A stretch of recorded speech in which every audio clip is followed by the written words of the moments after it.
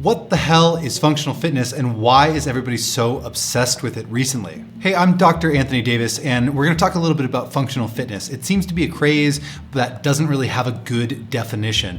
Let's explore that, and I want to explore the story behind functional fitness. So let's cut right to the chase here. Let's talk about the story. What do I mean when I say a story behind functional fitness? I'm not talking about the origin of functional fitness, because as far as I am aware, there is not a good, clear origin of that term. And everybody at this point is using it to mean so many different things that it's essentially become meaningless. What I mean when I say the story behind functional fitness is that when people are into various functional fitness crazes or brands, things like animal flow or functional patterns, for example. These things have a really strong story behind their brand. So I start to wonder, are people really into this type of fitness training, not because the actual training is some brilliant, invention of a genius,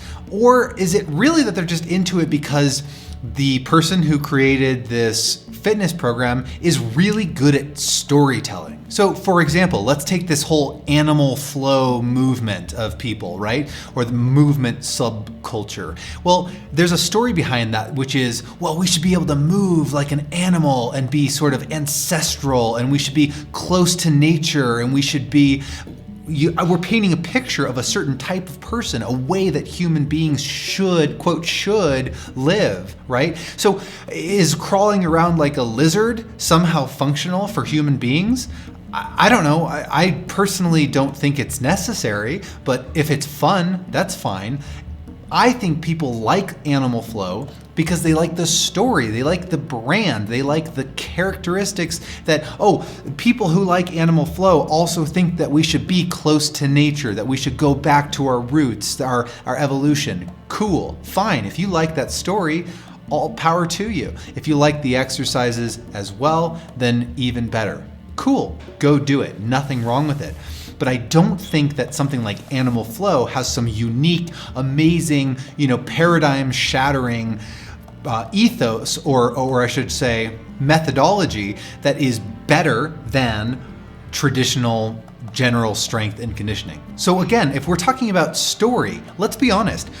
Most fitness is kind of boring, especially if you're not used to it and it's not something you already enjoy. Then just picking up weights and putting them down, picking up weights and putting them down, getting some upper body, getting some lower body, getting some pushing, getting some pulling. That's not sexy. That's not exciting to anybody. Nobody thinks that that's like glamorous. That's boring. So if we take some strength and conditioning principles and then we put a spin on them and we wrap it in a pretty little story and sell it to you based on your identity, and we say this is a fitness model that matches your core identity and beliefs, now it's way more than a fitness program, and so then people latch onto it. Now they pretend like it's got some miracle cure for pain, but it doesn't. It's just a good story. I'll come up with another example. So functional patterns is another common or growing movement, so the brand, I should say, in functional fitness. And their ethos is very much, well, we should do movement and exercise that specifically human beings evolved to do better than any other animal on the planet. Now, I personally think that's a great story, but it's just a story, right? I happen to agree with it, but that's neither here nor there. They have decided that the word functional only applies to things that specifically replicate the human gait cycle. Why? I mean, I think they have good reasons for doing that, but why couldn't I make the argument that functionally speaking, if we're trying to follow evolution, right? So functional patterns is very much like, well, we evolved to walk on 2 feet and to throw things as contralateral reciprocators. Cool, I happen to agree with that. But why can't I say, well, my bicep muscle also evolved to have a specific function, and that is to flex the elbow and supinate the forearm. Why isn't that enough? So therefore, why isn't a bicep curl a functional exercise? It trains my bicep for the function of flexing my elbow. Isn't that functional? It's not your definition of functional, but it serves a function. So who's right here? I don't think that we can say anybody is. Now the other story, and this one is a big deal, especially if you have pain, that people latch onto, is the story that they are dysfunctional and that they need to correct their misalignments and dysfunctions. Now that's a story of I'm broken and that's causing my pain, and if I could just fix my imbalances, then I would be better.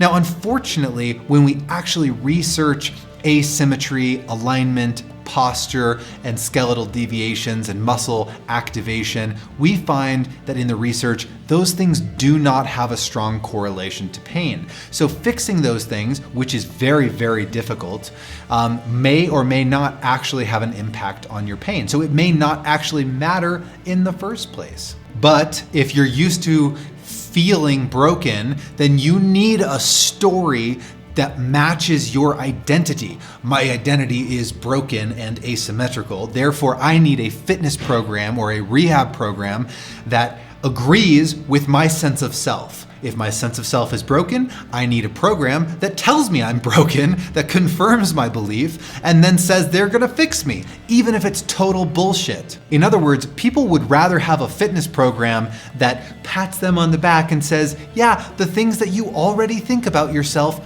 those are true, we got your back. They would rather have somebody to just agree with them than somebody who will do something evidence-based that actually works. You'd rather suffer than have your identity called into question. So here's the way out, in my opinion. We need story. All of us do. All of our world thrives on story and identity. But how about instead of piggybacking on some story that somebody else created as a sales and marketing tactic to get you to give them your money, what if instead you create your own story? Your story is the one that matters. You are the hero of your journey. And so if your journey is, I want to be able to hike a 14er, I want to be able to climb a mountain, I want to be able to, whatever, fill in the blank, I want to be able to run a marathon. Pick a goal, pick a journey that for you is going to be the climax of your hero's journey.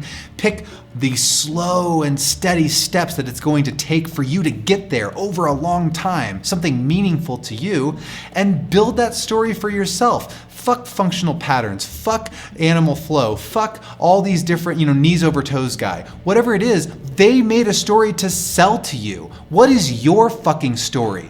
What are you trying to achieve?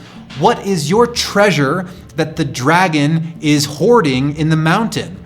Come up with that for yourself, because that's what matters. It doesn't matter what everybody else is trying to sell you based on a made-up story to manipulate you into giving you their money. Your story matters. The story behind their fitness brand doesn't. Guess what? I've got news for you. All of these fitness gurus, all of their programs work. All of it. It all works. It's all good. Pick one that you enjoy and you're gonna be just fine. Focus on your goals and your story, because you are the hero. They are not. I'll see you in another episode.